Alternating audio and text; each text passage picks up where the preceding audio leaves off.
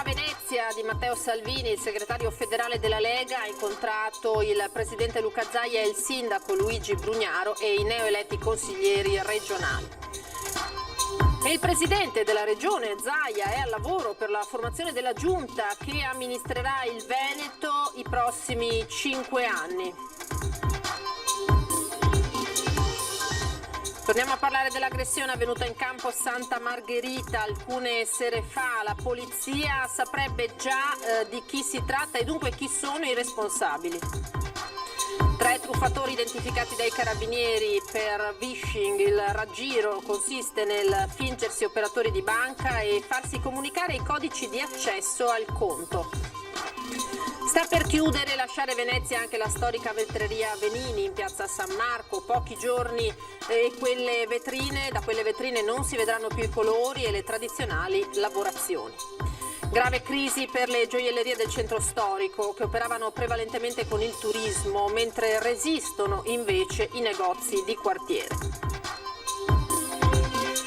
La Polizia di Stato festeggia oggi San Michele Arcangelo, suo santo patrono e protettore, celebrazione contenuta nella chiesa degli Scalzi. Buonasera, ben ritrovati in diretta con l'edizione veneziana dei telegiornali di Antenna 3 e dunque partiamo dalla visita lampo proprio in Laguna del segretario federale della Lega Matteo Salvini, che ha voluto incontrare il presidente Luca Zaia, appena riconfermato, così come il sindaco di Venezia Luigi Brugnaro e i neoeletti in Consiglio regionale.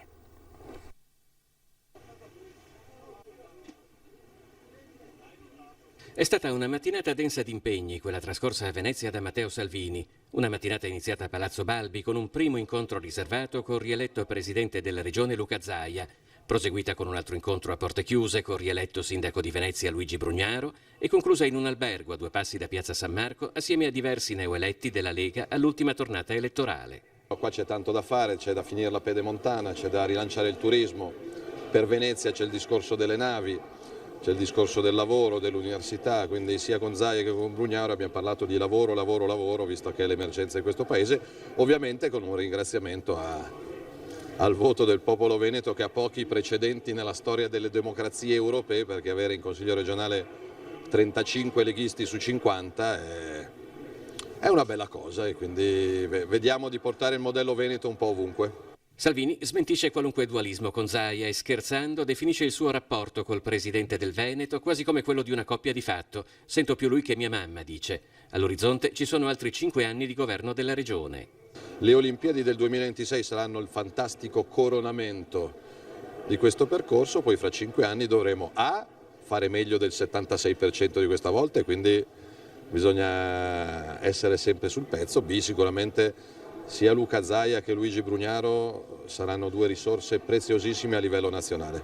Al Comune di Venezia la Lega avrà il vice sindaco e 2 assessori, forse 3. In una settimana che per Salvini si concluderà a Catania con la prima udienza del processo Gregoretti, l'ultimo pensiero del segretario leghista prima di lasciare Venezia va alla conformazione del nuovo Consiglio regionale Veneto. È una soddisfazione enorme essere in 35 su 50, però il fatto che non ci sia un grillino, non ci sia un renziano, che il PD sia ridotto ai minimi termini, ogni governo che non ha una opposizione ha un problema, quindi vedremo di stare ancora più attenti. E il presidente della regione Zaia è al lavoro per la formazione della giunta, naturalmente, che insieme a lui amministrerà il Veneto per i prossimi 5 anni. La squadra è pronta, ovviamente la nominerò dopo il primo consiglio regionale, che quindi è il consiglio dell'insediamento, proprio per evitare che ci siano poi complicazioni di legge. Un risultato elettorale senza precedenti, ma anche un successo del quale sente appieno la responsabilità di fronte ai veneti. Zaia lo dice commentando il largo mandato ricevuto dagli elettori alle ultime regionali. Ora è impegnato nella formazione della nuova giunta, ma sui nomi che comporranno la squadra non dà ancora anticipazioni. Ma l'unica che vi posso dare è che saranno 10 assessori. Ma verranno conteggiati anche dividendo lista Zaia con Lega? Ma si figuri, assolutamente no. Farò una squadra che non tiene proprio conto di questo, anche perché lista Zaia e Lega sono sostanzialmente la stessa cosa. Ci saranno degli esterni? Sono tutti esterni perché la legge prevede che gli assessori non siano consiglieri. Con l'ultima tornata elettorale si è rafforzato l'asse tra Palazzo Balbi e Caffarsetti, Zaia e Brugnaro, Regione e Comune di Venezia. È ottimo il dialogo con Brugnaro, io resto fortemente convinto che il Comune di Venezia debba avere tutte le competenze in maniera esclusiva sulla laguna. Il Mose, la sua gestione, ma anche tutto quello che è l'ex magistrato alle acque, quindi il governo della laguna, che se fosse fatto direttamente da una struttura comunale avremmo un presidio molto più forte. E questa sera torna naturalmente Ring in prima serata. Anche oggi vi proponiamo un quesito per il nostro sondaggio che abbiamo improntato su quello che è un po' la diatriba sull'ufficializzazione diciamo di due canzoni note a tutti naturalmente, Bella Ciao e la canzone del Piave. Sapete che ci sono due iniziative politiche per dare un'ufficialità diciamo istituzionale a queste due canzoni popolari. Ecco, canzone del Piave meglio di Bella Ciao, vi chiediamo. Se rispondete sì, naturalmente digitate lo 0422 1626 691, per il no 0422 1626 690, e poi naturalmente l'esito del quesito questa sera durante la prima serata di Antenna 3 e dunque a Ring. Vi sto cercando intanto i dati per quanto riguarda i contagi da Covid, sono quelli riferiti a questa mattina, allarghiamoli un po' di modo che li vediate, perché Venezia è anche oggi tra le province maggiormente interessate. Vediamo di, eccoli qua, ingrandirli un pochino. 19 nuovi contagi nel report di questa giornata, di questa mattina, 79 complessivamente in Veneto, diciamo una ventina tra Treviso, Venezia e Verona anche oggi, con un aumento anche degli isolamenti domiciliari. D'altro canto si continua naturalmente a eseguire tamponi tanto ai ragazzi delle scuole quanto ad altri soggetti nelle aziende eccetera, per cui il numero dei tamponi è in continuo aumento. Ora andiamo alla cronaca e torniamo a parlare invece dell'aggressione avvenuta in campo Santa Margherita. La polizia sarebbe già sulle tracce dei responsabili. Potrebbero già essere stati individuati gli aggressori del pestaggio avvenuto in campo Santa Margherita a Venezia. Grazie alle testimonianze e alle registrazioni delle telecamere di videosorveglianza della zona, la polizia infatti ha avviato immediatamente le indagini e facendosi un'idea precisa di chi possano essere i responsabili. Sono personaggi ormai noti, ha detto il questore Mascio Pinto, riferendosi anche agli episodi simili verificatisi 1 anno e mezzo fa e che avevano portato ad una serie di misure cautelari nei confronti di minorenni e maggiorenni. Sono sempre gli stessi, ha spiegato. In quella zona ci sono le telecamere, ma conosciamo i soggetti e interverremo con lo stesso metodo che 1 anno fa stroncò questi eventi. Il modus operandi è sempre lo stesso. Un gruppetto di ragazzi, tra i 16 e i 18 anni circa, che aggredisce una coppia di adulti all'esterno di un locale senza motivo, con schiaffi, pugni e calci. Poi se ne vanno. All'epoca abbiamo dato una ripulita, ha proseguito il questore. Adesso torneremo alla carica con misure restrittive di tipo personale. Ci dispiace in particolare che sia accaduto nei confronti di turisti, ma comunque anche in questo caso la scelta delle vittime è stata casuale. Il questore ha evidenziato che c'è un gruppo di lavoro per contrastare questi fenomeni, anche con un'attività intensiva di vigilanza in città.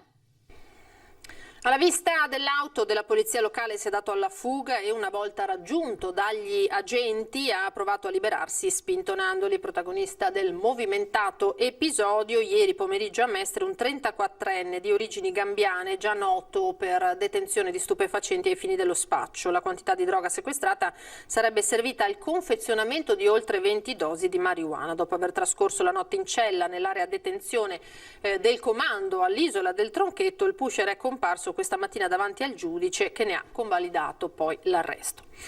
E i carabinieri di Marconi invece hanno denunciato 3 pregiudicati residenti in Campania responsabili di una truffa compiuta con il cosiddetto sistema phishing, cioè l'indagine che si è conclusa a pochi giorni di distanza da quella portata a termine a Martellago, che aveva permesso di restituire ai proprietari ben 75.000 euro rubati con lo stesso raggiro, si basa, approfondisce la truffa basata nell'agganciare telefonicamente una vittima tramite un numero verde associato a un istituto di credito, facendogli credere dal finto operatore dell'istituto bancario di aver constatato un bonifico fraudolento in uscita dal conto corrente, richiedendo per bloccare l'operazione di comunicare i codici di accesso al conto online. A quel punto la vittima, temendo un vero prelievo di denaro, cade nella rete e comunica i propri codici di accesso. Al termine della telefonata viene rassicurata sul buon esito dell'operazione, ma a una signora di Marcon, che si è vista sottrarre 1.500 euro, sono arrivati appunto in aiuto i carabinieri, che hanno identificato i 3 e pare che siano anche responsabili di almeno altre 13 truffe messe a segno con lo stesso sistema. Cambiamo tema, sta per chiudere e lasciare Venezia anche la storica vetreria Venini in piazza San Marco. Pochi giorni e in quelle vetrine non si vedranno più i colori e le tipiche lavorazioni, uno dei simboli della città.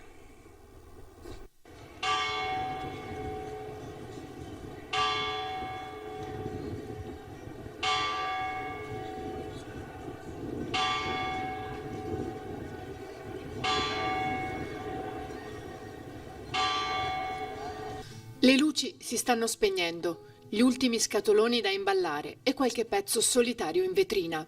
Resta questo della storica vetreria Venini in piazza San Marco, che la famiglia Damiani ha acquisito nel 2016. Eppure questa chiusura non è la prima, né probabilmente sarà l'ultima. Un colpo ancora una volta al cuore della città e di molti veneziani che ritengono Venini, come altri negozi storici che hanno dovuto abbassare le saracinesche, una fine simbolo che nasconde un problema di fondo di cui nessuno sembra preoccuparsi. Come ha in qualche modo evidenziato Claudio Vernier dell'associazione Piazza San Marco con un post su Facebook e un collage di tutte le attività della zona che hanno chiuso. Venini fa sapere attraverso un comunicato ufficiale che ha scelto di concentrare le attività direttamente nell'antico fabbricato di Murano in fondamenta vetrai, dove ha sede dal 1921 la fornace da cui escono le preziose collezioni. Ma non tutto è perduto per quanto riguarda Venezia città. L'azienda infatti sta valutando la possibilità di una nuova apertura che possa portare avanti la tradizionale presenza del marchio in laguna. Boom di vendite in provincia, crisi profonda a Venezia è un dato diametralmente opposto, quello registrato in questi mesi dalle gioiellerie di Venezia rispetto a quello del proprio territorio. In epoca di crisi economica sono i bilanci in attivo a fare notizia e in questo senso è quasi clamoroso l'exploit di vendite che secondo l'indagine di Federpreziosi Confcommercio stanno registrando molte gioiellerie del veneziano, non solo in grado di recuperare quanto perso nel periodo del lockdown, ma probabilmente anche di chiudere il 2020 con risultati superiori al 2019. Un fenomeno che però non riguarda Venezia. Anche in questo campo l'economia puntata tutta sul turismo ha prodotto una grave crisi del settore. Oggi, non essendoci mobilitazione sul turismo, diciamo che potrebbe essere una cosa che va di pari passo al turismo. Sì. Quindi il commercio veneziano ne risente notevolmente. Vero è un fatto che mancando lavoro con affitti come hanno il centro storico a Venezia diventa una cosa abbastanza problematica. Là non so come si siano comportati sia il comune che anche i proprietari. Senza abitanti e in attesa che tornino facoltosi turisti americani, russi e orientali, le gioiellerie di Venezia vivono una situazione diametralmente opposta rispetto al resto della provincia. Tutti stiamo lavorando molto di più.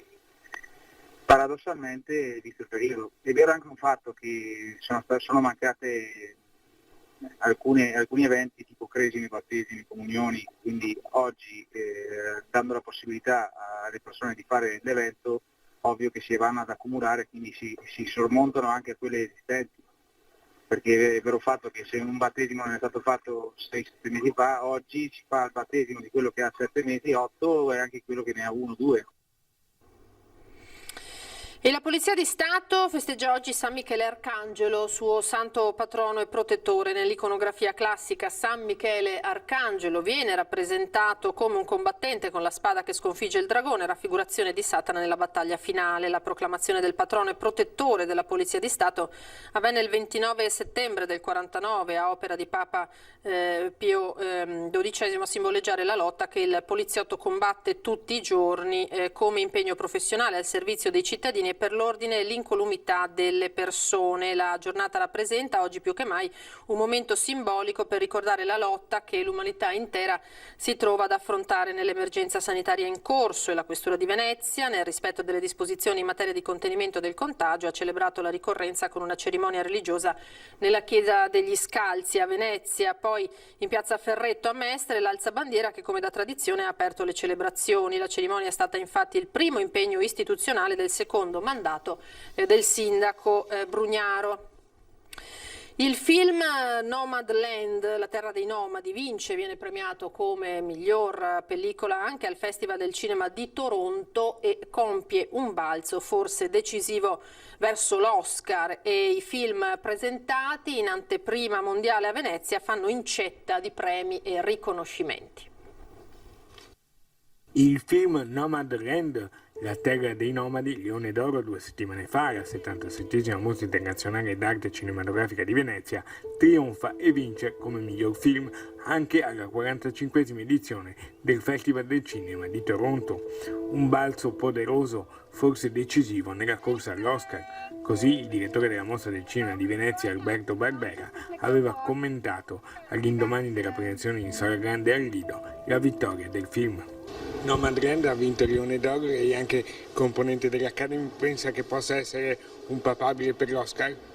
Ma mi stupirei se Nomadland non fosse uno dei film che concorreranno alla prossima edizione degli Academy Awards e quindi non so se lo vedremo sul palcoscenico del prossimo mese di aprile, ma sicuramente è uno dei contendenti che già accreditati per questa corsa. Una personale rivincita anche per la giuria presieduta da Cate Blanchett, il cui verdetto aveva scatenato un vespaio di polemiche per non aver premiato in particolare Notturno di Gianfranco Rosi. I film presentati in anteprima mondiale a Venezia fanno così incetta di premi e riconoscimenti. Sempre a Toronto, anche il film passato al Lido fuori concorso, One Night in Miami, debutto alla regia di Regina King, ha ottenuto il secondo posto. Successi anche oltreoceano che rappresentano una conferma indiretta del grande lavoro e della validità del programma della Mostra di Venezia. Penso che abbiamo dimostrato di poter affrontare tutte le conseguenze negative che la pandemia ha portato con sé, con un modello di gestione che ci invidiano, e dall'altra con un programma di qualità che tutti hanno apprezzato, riconoscendo che non era una selezione raccogliticcia fatta con quello che è rimasto fuori dalla selezione di altri festival, ma al contrario un programma che in qualche modo ha certificato lo stato di salute, di buona salute del cinema internazionale. Vi ricordo allora il quesito del sondaggio che vi abbiamo lanciato in vista della trasmissione di questa sera, Ring dalle 21:15. Canzone del Piave, meglio di Bella Ciao? È la domanda che vi abbiamo sottoposto, a cui vi invitiamo a rispondere, come sempre digitando i numeri che vedete in sovraimpressione. Si rifà naturalmente questo quesito a questa diatriba a distanza tra centrosinistra e centrodestra su quale debba essere tra queste due canzoni, naturalmente popolarissime, quella maggiormente istituzionalizzata tra appunto La leggenda del Piave e Bella Ciao. 0422 1626 691 per rispondere di sì e 0422 1626 690 invece per rispondere no. Come detto, vi ricordo che l'esito finale del sondaggio ve lo daremo in diretta questa sera a Ring. Molti gli ospiti, in studio ci saranno Maria Scardellato, sindaco di Oderzo, con cui ci sarà occasione naturalmente per tornare sul focolaio Covid nel centro di accoglienza per migranti in provincia di Treviso, e poi Nicola Talmi della segreteria della CGIL. Interverranno anche lo storico Sergio Tazzer, il senatore della Lega Giampaolo Vallardi, promotore proprio del disegno di legge, primo firmatario del disegno di legge a favore della canzone del Piave, Tommaso Razzolini, neo eletto consigliere regionale di Fratelli d'Italia, Roberto Grigoletto del PD e un'altra neo consigliera del PD, Anna Maria Bigon. Tanti temi dunque d'attualità questa sera nel corso di Ring.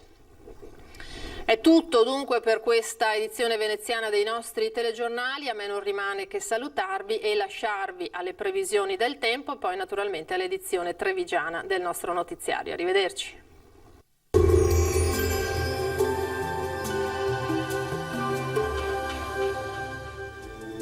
Bentrovati al meteo. Moderata alta pressione sul nostro territorio, avremo ancora una giornata tutto sommato buona.